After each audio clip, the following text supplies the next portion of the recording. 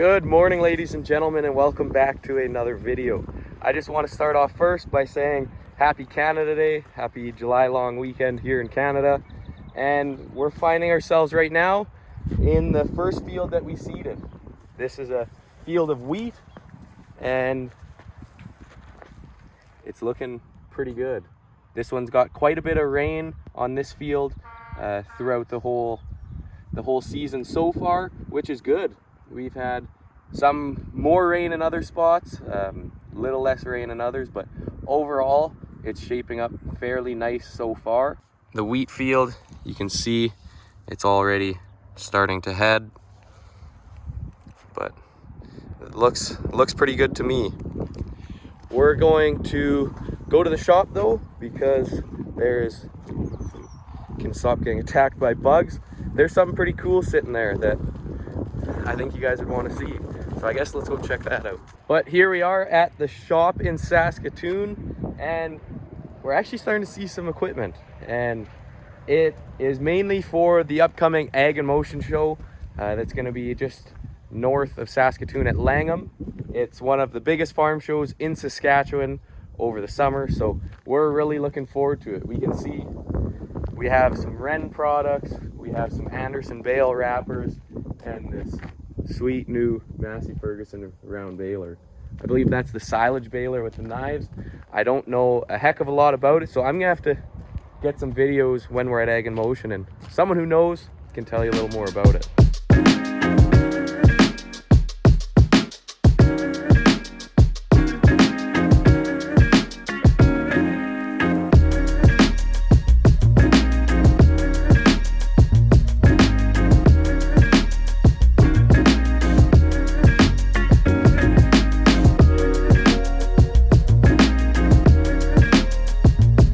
Here it is, the first 620 Delta track in Saskatchewan. This thing looks so good.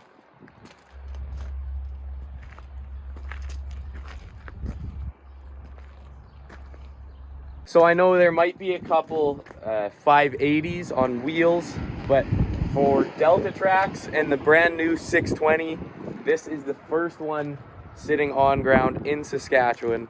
So it's pretty cool to see this in person. So I guess the first big thing we can look at that looks different, and we have a good side-by-side comparison to the Versatile of the previous year. We can see that this one has the red frame, whereas the new models, the 2022s, have a black frame. And my personal opinions are, I love it. I think it looks so sharp and aggressive. The next big difference that we are gonna see is that beautiful new Versatile badge. Here's the old one, like this. And this is how the new one looks. Sleek and sharp, and that's the best part, the 620. Another really good color comparison is this back area. We can see on last year's it is all red, whereas on these new ones it is actually all black. You still have your PTO, which is red, which I think looks really sharp. It kind of offsets it, and you can just see can't get enough of this thing. Best looking tractor on the market. But now let's check out a couple differences going from the 2021 Versatiles to the 2022s.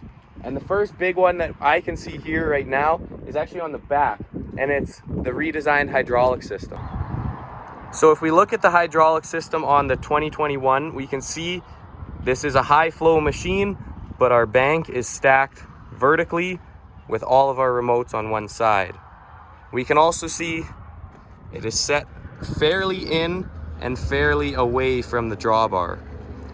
Whereas on the 2022 Versatile, we can see that the hydraulic bank is actually split and it's pulled out closer to your drawbar. That's gonna help with hooking up and not having to chase lines and pull them up and get longer lines made to connect to your tractor. If we look underneath the shield of this 620, we can see that X15 Cummins with the reversing fan in front, and that's just a big, strong, powerful engine.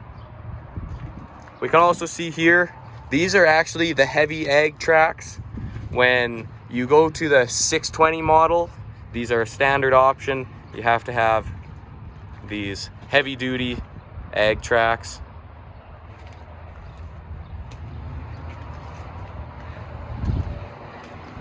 And if we look a little bit closer at our articulation point, our transmission is actually a bigger transmission than what was in the previous tractors.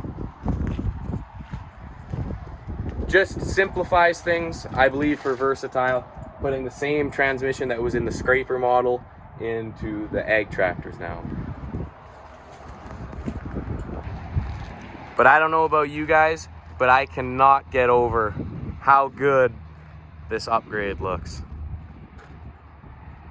Don't get me wrong, I love these color schemes, but this with the new deckling and that black frame looks unbelievable. But now let's go take a look in the cab of this tractor.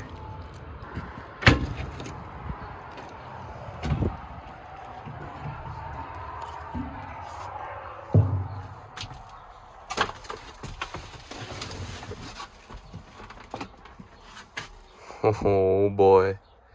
So now in this cab, a lot is going to look familiar, but there are a couple big features that have changed and just updated. So when we first take a look in here, we can see and notice the big new monitors that we have in these tractors. We can also see we have more ram mounts from factory. We can see little changes on indicators there. And we can see an upgraded sound system in this cab. Also, this one's a little harder to see because I don't want to take off the plastic because this tractor is sold. It is an updated and upgraded seat.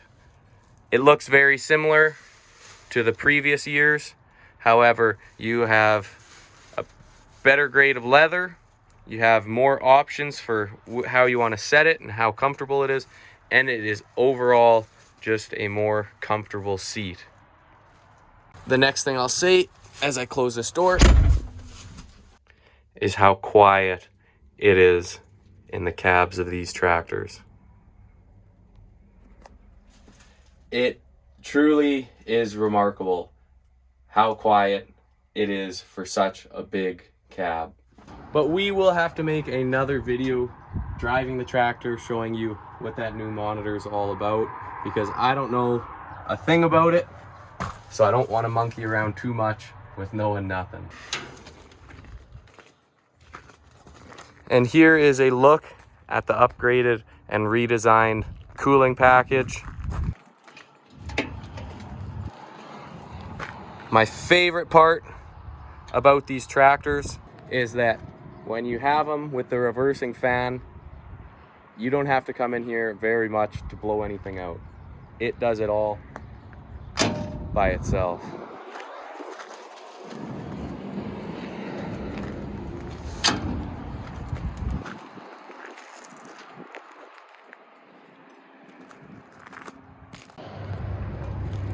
But enough of that tractor. I got a couple more things to do on my day off. Not today, little guy. But I figured since it's Canada Day, I better put on this pretty sweet Canada Games 1971. Let's switch these out. But that's gonna be it for today's video. I hope you guys enjoyed it, and if you did, please leave a like and hit that subscribe button down below. Have a good long weekend, everybody.